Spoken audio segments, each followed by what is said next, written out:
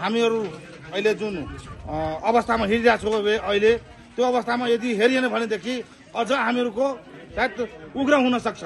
जुन लघुवित्तका जुन दलालहरूले जुन हामीहरूको दिदीबहिनीको जुन न्यायको लागि अन्यायपूर्ण ऋण लगाएको छ, जुन अन्यायपूर्ण ऋण हामीहरू जुन प्रतिवेदन तयार गरिएको छ राष्ट्र बैङ्क र अर्थ मन्त्रालय जबसम्म कार्यान्वयन हुँदैन, जबसम्म हाम्रो माग पुरा हुँदैन, तबसम्म हाम्रो दिदीबहिनीहरू यतिकै रोडमा चाहिँ हुन्छ। र यो भन्दा पनि हामी 2-4 दिन अझै 2-3 दिन चाहिँ राम्रै तरिकाले हिँड्छौँ। भएन भनेदेखि हामी उग्र तरिकाले चाहिँ यो लघुवित्तका दलालहरूलाई, जुन दलालको कर्मचारीहरूले जुन शाखा खोलिएको छ त्यो शाखाहरू हामी अब परास्त गर्नेछौँ र लघुवित्तका दलालहरूलाई हामी चाहिँ योबाट हटाउनेछौँ। तपाईहरुलाई कतिको कठिनाइ छ सर यहाँनिर चाहिँ आन्दोलन गर्ने क्रममा बस्ने हुन्छ हैन? आज यो बिल्डिङमा बस्नु भएको छ, आज हजारौं संख्यामा हुन्छ। कतिको यहाँ कठिनाइ हामीहरूको खानपिनको लागि कठिनाइ त छ र अहिले जुन हामीहरू तपाईहरु जुन जय महाकाल जुन आउनु भएको छ, हामीलाई एकदम राम्रो भएको छ, सशक्त राम्रो भएको छ र जुन अहिले दिदीबहिनी आश एउटा पलाएको छ कि खानामा पनि हामीलाई सुविधा भएको छ र यो भन्दा अगाडि हामीलाई अलिकति असुविधा थियो। त्यो कारणले अहिले चाहिँ हामीलाई तपाईहरुलाई चाहिँ एकदम धन्यवाद दिन चाहन्छु। सबै जिल्लाबाट गरेर कतिवटा जिल्लाबाट आउनु भएको छ र कतिको संख्यामा हुनुहुन्छ हजुरहरु? हामीहरू अहिलेसम्म 25-2600 छ।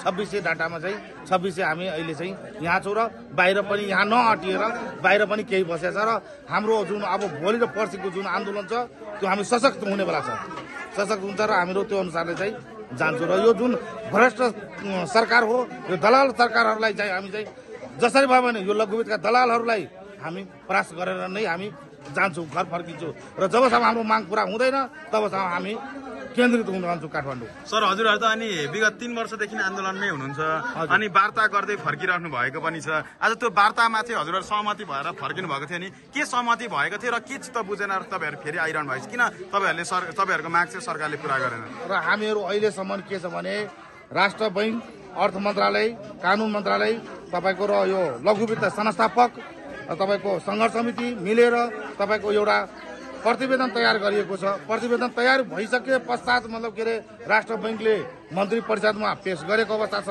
र मन्त्री परिषदले त्यो कार्यान्वयन नगर्ने र उल्टै राष्ट्र बैङ्कद्वारा चाहिँ लघुवित्तका कर्मचारीहरूलाई, लघुवित्तका संस्थापकहरूलाई उल्टै बढावन दिने र पीडितहरूलाई चाहिँ गाउँघरमा मर्ने बाध्यता अझै बनाउने र बेइज्जत गाली गलौज तपाईको कति मान्छे त झुन्डिएर मरेको अवस्था छ र यही सङ्घर्ष समिति हो कि अहिलेसम्म बचाइरहेको छ र बचाएको छ। र जुन हजुरहरूले एउटा प्रतिवेदन पेश गर्नुभएको छ यहाँ जति पनि हुनुहुन्छ नि हजुरहरू चाहिँ पीडित, आज हाराहारी कति रकम जति चाहिँ मिना गर्नुपर्ने भन्ने तपाईँहरूको प्रतिवेदनमा तयार छ? हामीहरूको प्रतिवेदनमा अहिलेसम्म मलाई लाग्छ 2 खर्ब जति होला, मलाई लाग्छ त्यति चाहिँ गर्नुपर्ने हो। 2 खर्ब ऋण सरकारले मिना गर्नुपर्ने अन्यायपूर्ण ऋण, जुन हाम्रो त्यो पनि ऋण मिना भन्दा पनि हाम्रो हिसाब किताब मागेको हो। हजुर, हामी हिसाब किताब मागिरहेको छौँ। जुन बढी त्यो लघुवित्तका दलालहरूले लुटेर लगिएको छ त्यो हिसाब किताबहरू मागेको र हिसाब किताब यिनीहरू दिन चाहिरहेको छैन।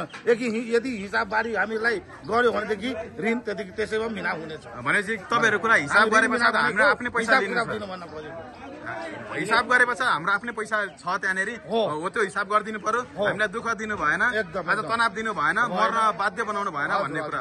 अनि यो 2 खर्ब जति पैसा जुन के सरकारले आज लघुवित्त पीडितहरूसँग चाहिँ आज मिना गर्छ जस्तो लाग्छ हजुरलाई? के लाग्छ तपाईँहरूको? हामीलाई त लाग्छ, किनभने हामीहरू मिना भन्दा पनि भन्दैछु त म, तपाईँको हिसाब किताब दियोस् न आफै मिना हुन्छ। किनभने लघुवित्तबाट लुटिएर लगेको छ नि त, यही दिदीबहिनीहरूको पैसा लुटिएर लगेको छ, फिर्ता मागेको पैसा हो पो त। तपाईँहरूले आफ्नो हिसाब किताब माग्दा पनि किन हिसाब किताब दिन आनाकानी गरिरहेको सरकारले?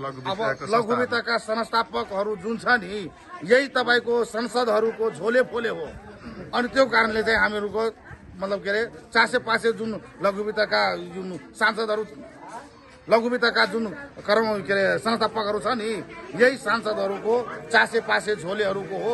त्यो कारणले चाहिँ हाम्रो माग अलिक छिटो नपुरा हुनु कारण त्यो।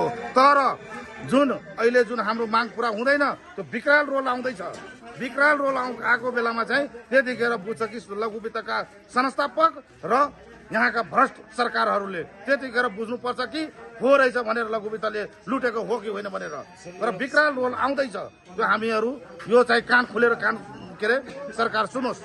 भन्न सर चाहन्छु। अनि हजुरहरू जुन 3 वर्षदेखि आन्दोलन गर्दै आइरहनु भएको छ होइन, आज कतिले चाहिँ के भनिरहेका छन् भने आज के पनि भन्दछन् भने लघुवित्त पीडित जति पनि हुनुहुन्छ उहाँहरूको सङ्घर्ष समितिमा पनि कुनै पार्टी राजनीतिक दलले कुनै नेताले चलाएको भएर पो आज न्याय नपाइरहेको हो कि भन्ने पनि प्रश्नहरू छ सर होइन। त्यहाँ चाहिँ के भन्न चाहनुहुन्छ तपाईँहरू? यहाँनिर के कुनै विशेष राजनीतिक दलका चाहिँ मान्छेले अगुवाई गरिरहनु भएको छ या चाहिँ कुनै नेताहरूले चाहिँ तपाईँहरूलाई चाहिँ उचालिरहनु भएको छ? के छ यो विषयमा पनि प्रश्न पारिदिनु पर्यो जनतालाई। एकदम धन्यवाद। यसको लागि नि वास्तवमा हामीहरूको विशुद्ध कुनै पार्टी कुनै यताउतिको कार्यकर्ता होइन।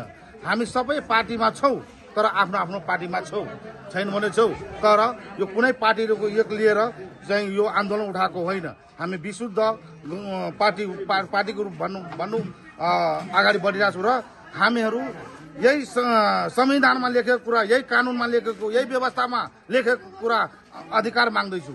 एउटा आमाले चाहिँ बच्चालाई चाहिँ जन्माइदिने, दुध चाहिँ नदिने यो सरकारले गर्नु पर्यो नि, दिनु पर्यो नि। हामीहरू आफ्नो के अरे जुन बढी अन्यायपूर्ण ऋण लगाएको छ हामीहरूको पैसा उल्टै मतलब लघुवित्तका दलालहरूले चाहिँ लिएको छ, त्यो हिसाब किताब चाहिँ दिन नहुने कहाँसम्मको न्याय हो भन्नु? न्याय हो भन्नुहोस् त, न्याय दिनु पर्यो नि त। अन्याय गरेको छ लघुवित्तले। हामीहरू हिसाब किताब माग्दाखेरि चाहिँ उल्टै हामीहरूको दमन गर्ने, रोक्ने, के अरे थुनामा राख्ने, दिदीबहिनीलाई दुःख दिने। अहिलेसम्ममा हामीहरूको 1200 लघुवित्तका दिदीबहिनीहरू, पीडित दिदीबहिनीहरू मरिसकेका छ। जबकि यो लघुवित्तका यो सङ्घर्ष समिति जुन आयो तबसम्म यो हाम्रो यो बिचमा दिदीबहिनी मर्ने भएको छैन, मरिएको छैन। आज पनि 6 जना भन्दा बढी पक्राउ गरिएको छ भनेर सुनिएको थियो। के छ आजको आन्दोलनले के कसरी चाहिँ पक्राउ परियो? आज शान्तिपूर्ण थियो कि या चाहिँ भनौँ न तपाईँहरू उग्रमै भएर जानुभएको थियो? हामीहरू उग्रमा चाहिँ हामी जाने बेला छैन, किनभने यही व्यवस्थामा बसेर हामी अगाडि बढ्न चाहन्छौँ। तर यो यदि हामीले यही व्यवस्थामा पनि उग्र रूपमा बनाउन चाहन्छौँ भने हामी हुन सक्छ। त्यो संस्थापकले बुझ्नुपर्छ, लघुवित्तका संस्थापकहरूले त्यतिखेर बुझ्नुपर्छ कि के भयो भनेर कान खोलेर सुन्नुहोस्। र हामीहरूको अहिले जुन पक्राउ परेछ बिना शर्त हामीहरू रिहाईको माग गर्दैछौँ। र अन्तिममा हजुरलाई यो जय महाकाल युवा समूहले चाहिँ हजुरहरूको चाहिँ लघुवित्त पीडितहरूलाई खाना खुवाइरहेको सन्दर्भमा के भन्न चाहनुहुन्छ तपाईँ? यो संस्था हामीहरू यो जुन महाकाल जुन पशुपति क्षेत्रबाट तपाईँहरू आउनुभएको छ युवा सङ्घ, एकदम खुसी लाग्छ। र अहिलेसम्म हाम्रो अस्ति पोहोर पनि हामीहरू तपाईँहरू सहयोग गर्नुभयो, खुवाउनु भयो, एकदम त्यसको लागि धेरैभन्दा धन्यवाद दिन चाहन्छु म। हस् त सर, हजुरहरूको माग सरकारले चाँडोभन्दा चाँडो सुनोस्। आज हामीले पनि हाम्रो फेसबुक पेजहरूमा अपडेट गरिरहँदाखेरि आज सबैले एउटा साथ सहयोग समर्थन जनाएर आज राज्यलाई दबाब दिनुपर्छ भन्ने कुराहरू राख्नु भएको छ। र पूर्ण यो भिडियो हेरेर पनि सबैले सेयर गरेर सरकारलाई चाहिँ लघुवित्त पीडितहरूको माग चाँडोभन्दा चाँडो पुरा गर्नको लागि अपिल पनि गर्न चाहन्छौँ र हामी पनि अपिल गर्दछौँ। हस् त, धन्यवाद। जय महाकाल, धन्यवाद।